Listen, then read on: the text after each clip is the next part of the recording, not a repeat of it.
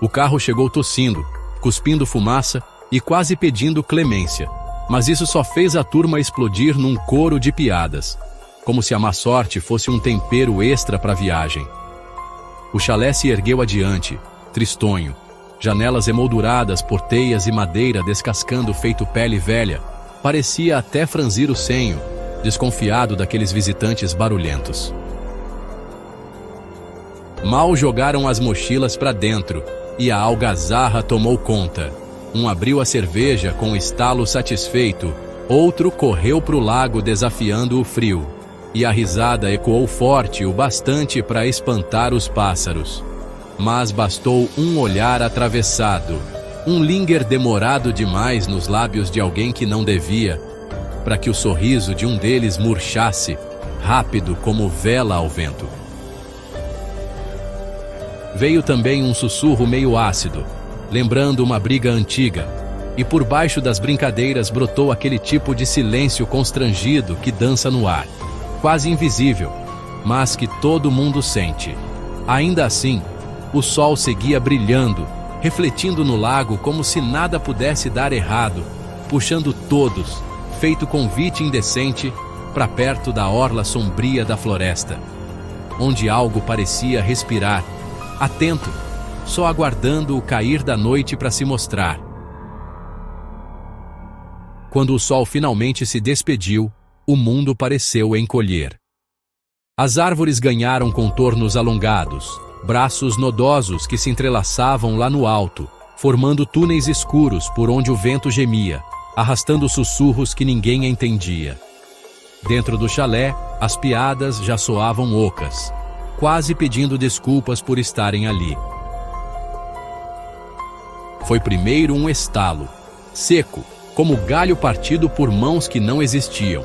Depois, um roçar lento, arranhando o chão coberto de folhas, que fez um deles virar a cabeça tão rápido que o pescoço estalou. Só um bicho, gente, um guaxinim, sei lá, disse outro, mas a voz traiu o dono, falhando no fim como corda gasta. Então veio o cheiro. Não era de podridão, tampouco de carniça fresca. Era um cheiro úmido, terroso, carregado demais para ser simples vegetação molhada. Parecia que o chão do bosque respirava, exalando algo antigo, primitivo, que cutucava instintos esquecidos.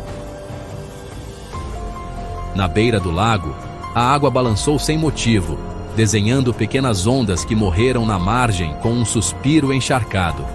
E quando levantaram os olhos, a lua já estava lá, inchada e branca feito olho arregalado, espionando tudo. E bem ao lado, marcas profundas riscavam o tronco de um carvalho, como dedos imensos cravados só para avisar, eles não estavam sozinhos ali. Quando o dia mal tinha acordado, um sol pálido tentando rasgar o nevoeiro espesso, eles saíram, pisando devagar, quase pedindo licença ao chão úmido. O chalé parecia menor à luz da manhã, mas não menos sinistro. Foi ali, na lateral da casa, que encontraram as primeiras cicatrizes cortes largos, profundos, rasgando a madeira como se fosse massa mole. As lascas pendiam, sangrando seiva escura que escorria preguiçosa, lembrando veias abertas. Um deles passou o dedo, talvez para provar que era real, e voltou com a mão trêmula, limpando na calça sem dizer palavra. Mais adiante, pegadas deformadas marcavam a lama, não simples afundados de patas, mas buracos largos, longos, com garras tão fundas que arrancaram pedaços inteiros da terra. Seguiam numa linha torta, saindo do lago, serpenteando rumo ao coração da mata, como se algo enorme tivesse emergido só para caminhar até ali. Um tufo de pelo negro, grosso como crina molhada, balançava preso a um galho baixo. O cheiro era azedo, agressivo, tão forte que quase dava para mastigar. Eles se entreolharam, um misto de negação e pavor espelhado nos rostos, enquanto o vento brincava, carregando o sussurro das folhas. Mas havia outro som se misturando, algo mais próximo.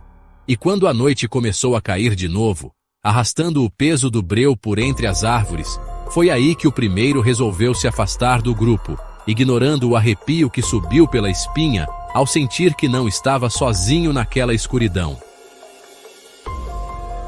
Ele saiu rindo, uma piada sem graça escorrendo dos lábios, só para disfarçar o nervosismo, dizendo que precisava dar uma mijada antes que explodisse. A porta do chalé se fechou atrás dele com um estalo que pareceu alto demais, e então ficou só o ranger tímido do assoalho se acomodando ao peso ausente. Do lado de fora, a lua pingava luz branca por entre os galhos retorcidos, pintando o chão com manchas prateadas que mais pareciam pegadas fantasmagóricas. O vento trouxe o cheiro do lago, frio, úmido, quase morto, misturado a um fedor novo, tão forte que parecia empurrar o ar para dentro dos pulmões. De repente veio o grito. Não foi um grito limpo, desses longos e contínuos. Foi um som rasgado, quase cortado pela metade, como se alguém tivesse tampado a boca dele com uma mão imensa. Ou garras.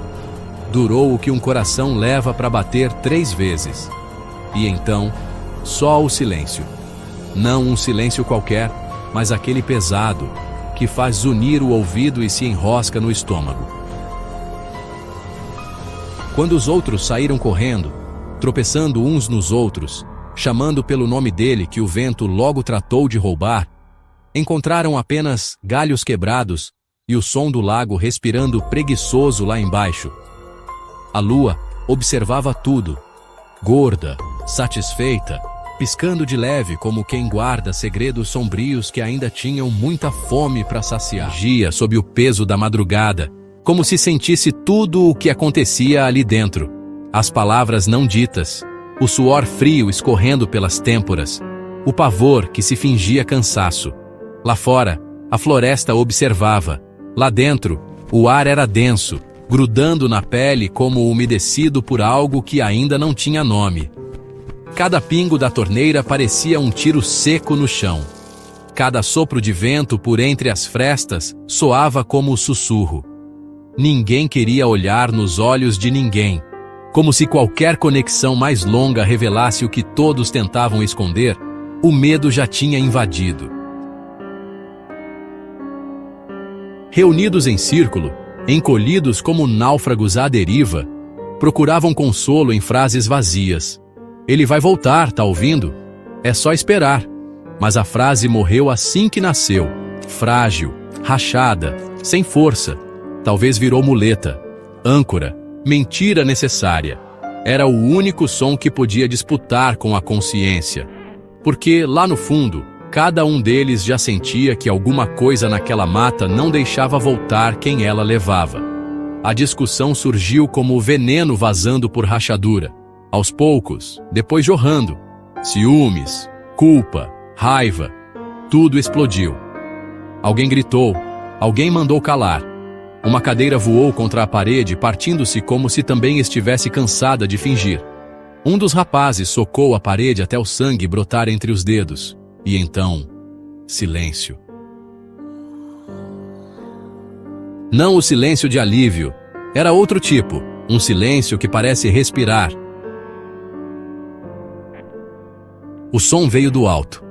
3 passos, lentos, cada um carregado de algo pesado, animalesco e inteligente. O teto gemeu e todos olharam para cima, paralisados. Não se ouvia mais discussão, nem sussurros. Só aquilo lá em cima, caminhando, como se soubesse exatamente onde cada um deles estava. E enquanto os olhos se voltavam para o teto, sem coragem de se mexer, a maçaneta da porta da frente, até então esquecida, girou uma vez. Depois, mais forte. Como se alguém lá fora também tivesse ouvido os passos. E decidido que já era hora de correr. A maçaneta girou de novo. Um rangido longo que parecia mais um lamento do metal do que o simples movimento de abrir. Ninguém se mexeu. O ar estava gelado, mas o suor escorria, frio e espesso, pela nuca de todos. O som do telhado parara, como se a coisa lá em cima tivesse parado para ouvir também. Foi então que ele se levantou. O mais novo do grupo, o que sempre ria alto demais, talvez para esconder o fato de que era o mais assustado. Tremia, os olhos brilhando como vidro molhado, os dentes batendo mesmo sem frio. "Não vou ficar aqui para virar comida de bicho", sussurrou, baixo, como se o próprio som pudesse acordar o que quer que os observava. Ninguém respondeu, ninguém teve coragem. Apenas o viram cruzar a sala, os passos apressados demais para parecerem firmes. Ele passou pela faca de cozinha deixada sobre a mesa. Não pegou, como se ainda quisesse acreditar que bastava correr, e tudo acabaria. A porta rangeu ao se abrir. Um som que cortou o chalé ao meio, como um trovão entre sussurros. Lá fora, a escuridão parecia mais densa do que antes. Nenhuma estrela, nenhum grilo, só o vácuo negro, ondulando no horizonte como se respirasse também. Ele correu. Corria como se o próprio chão fosse tragá-lo. Os outros se arrastaram até a porta e espiaram, apenas o vulto dele desaparecendo entre as sombras. E então veio o grito. Não foi um grito comprido. Foi curto, estrangulado. Um som feio demais para ser só medo. Foi como se o ar tivesse sido arrancado do corpo dele junto com a voz. E depois, o mundo calou de novo. Um deles quis correr atrás. Outro segurou seu braço. A mão estava gelada, mas firme. Ninguém disse nada, mas todos sabiam. Sair dali era entrar num escuro que tinha dono. E o dono estava caçando. Então trancaram a porta. Colocaram cadeiras, estantes, tudo o que podiam, como se madeira e parafusos pudessem conter o inevitável. A lanterna fraca tremeluzia. O bastão quebrado escorregava das mãos suadas. E o som parou. Nem vento, nem o teto, nem mesmo a própria respiração parecia ter coragem de continuar.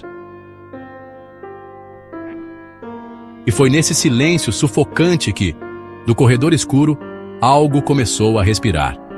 Pesado, quente, quase humano. O som vinha do corredor. Um respirar profundo, úmido, que parecia encher o espaço todo, como se aquilo tivesse pulmões do tamanho do chalé. Nenhum deles se atreveu a falar. Nem mesmo a coragem de sussurrar restava. A lanterna tremia nas mãos de alguém, lançando cones de luz que dançavam pelas paredes, até parar, de repente, num ponto específico. 2 olhos, amarelos, sem brilho, sem emoção, estáticos, fixos neles como faróis de um pesadelo. Não piscavam, não tremulavam, apenas olhavam, como quem escolhe com calma o prato principal. A luz apagou.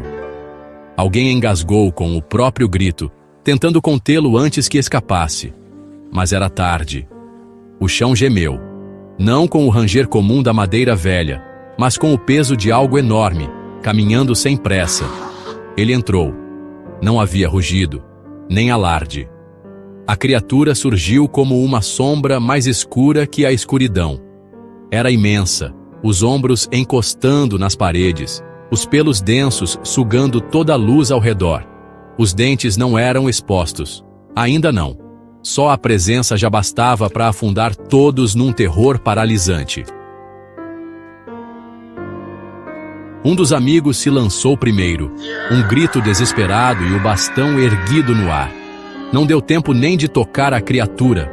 Um único golpe, seco, rápido, brutal, lançou o corpo contra a estante, que se desfez como papel molhado. Outro tentou apunhalar com a faca. Um borrão. Um baque. O corpo desapareceu por trás do sofá, engolido pelo caos. E então, o inferno desceu. Vidros se quebraram, móveis foram lançados pelos ares. Carne encontrou parede com força desumana. Gritos se misturavam ao som de madeira cedendo, ossos estalando, coisas sendo arrastadas para onde ninguém queria ver. Mas nada era mostrado de forma nítida. Era o som que contava a história. A sugestão que feria mais que a imagem. A respiração da criatura. Os gritos que sumiam rápido demais. O som abafado de corpos chocando-se contra o mundo. 5 deles correram. Nem sabiam como. Talvez uma janela, talvez uma porta arrebentada. Não importava. Só sabiam que estavam do lado de fora, sujos, feridos, vivos, ainda. As pernas mal respondiam, o coração parecia tropeçar nas próprias batidas. Mas mesmo assim, eles correram, porque atrás deles, por entre os destroços e o breu da casa destruída, 2 olhos ainda brilhavam. E quando o monstro começou a correr também, não parecia animal. Parecia uma maldição que não precisava gritar para dizer: ninguém escapa. A floresta os engoliu sem esforço, como se estivesse esperando por isso o tempo todo. Galhos cortavam o rosto, raízes puxavam os pés, e o ar, espesso, gelado, entrava pela garganta como vidro moído. Os 5 corriam sem rumo, sem plano, sem saber sequer se ainda corriam juntos. A única coisa que sabiam era que parar era morrer. Atrás deles, o som, ritmado, 4 pancadas a cada 2 passos deles. Tum, tum, tum, tum. Não era uma corrida desajeitada de fera. Era cadenciada, limpa, quase elegante. Como se a criatura não estivesse com pressa. Apenas certeza. A respiração deles se misturava, formando um coral de pavor arfada, rasgada, gemida tentando puxar o ar que a floresta parecia roubar. O frio queimava, o chão sumia. Um tropeço aqui, um grito engasgado ali. A lanterna caiu há muito tempo, talvez junto com um deles. Ninguém olhou para trás. Ninguém ousou. Em algum momento, alguém tentou gritar um nome. Só conseguiu cuspir um soluço. O som da criatura ficou mais próximo. Depois, sumiu. Depois, apareceu à frente, ou ao lado. A floresta não tinha direção. Só vozes que não pertenciam a ninguém e olhos demais entre as árvores. Patas arranhavam a terra com violência. Troncos explodiam em estilhaços. A criatura os cercava, testava seus limites, brincava com a distância. E então veio o uivo, longo, profundo, antigo. Um som que não era apenas som, mas um corte no mundo, uma cicatriz sonora que parecia rasgar o próprio tempo. Os 5 cambaleavam, cobertos de lama, sangue e desespero.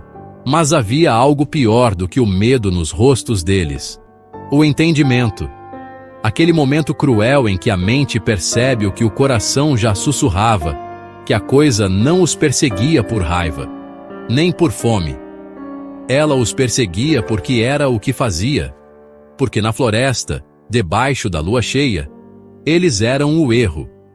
E o erro precisava ser corrigido. Mais adiante, um clarão, uma cabana, um poste, a salvação, ou mais uma armadilha. Não dava para pensar. Só correr, porque o som das patas ficou mais forte. E agora, havia mais de um par. Ó, que mais poderia ser pior.